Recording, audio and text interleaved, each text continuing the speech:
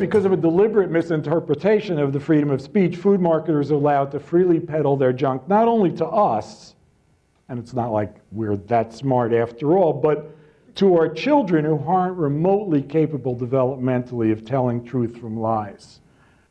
Bigger problem right now is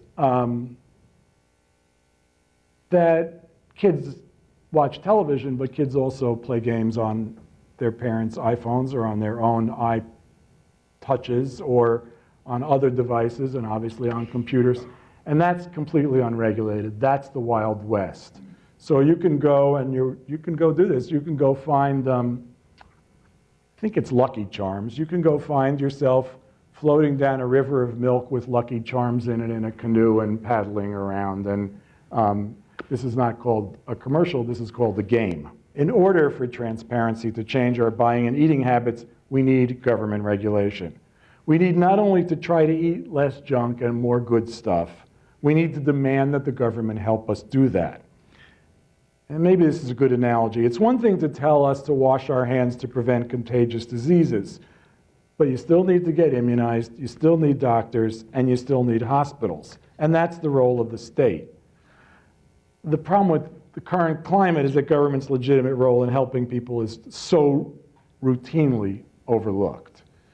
Beyond Social Security and Medicare, you might think about smoking regulations, child labor laws, simple things like building roads, maintaining police forces, paying teachers, or even building sewers, perhaps the biggest public health measure of all time, incredibly expensive and incredibly successful. In the last few years, the human condition has seen an amazing transformation because for the first time in history, for the first time in human history, chronic diseases, so-called lifestyle diseases, kill more people than contagious diseases. You're more likely to die from a heart attack than from smallpox. This is the triumph of 19th and 20th century public health programs over the public health programs that have yet to be established. The public health programs that'll allow us to understand the impact of diet on health and help us eat accordingly. That's why we need government to help to team with us to prevent corporations from marketing us literally to death with soda and other UFOs.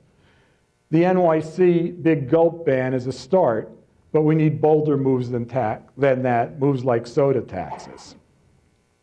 The arguments against these kind of regulations usually come from the right, although in my opinion there's no right and wrong here, right and left here, only right and wrong. We're told, as we almost always are when a progressive public health measure is passed, that this is nanny statism. Tobacco companies said the same thing.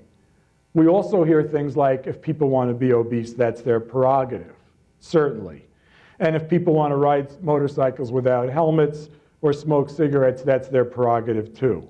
But it's the so-called nanny state's prerogative to protect the rest of us from their behavior.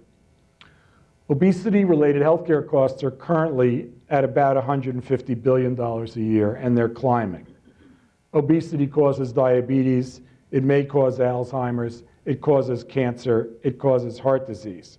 We're all paying for that just as we're all paying for roads.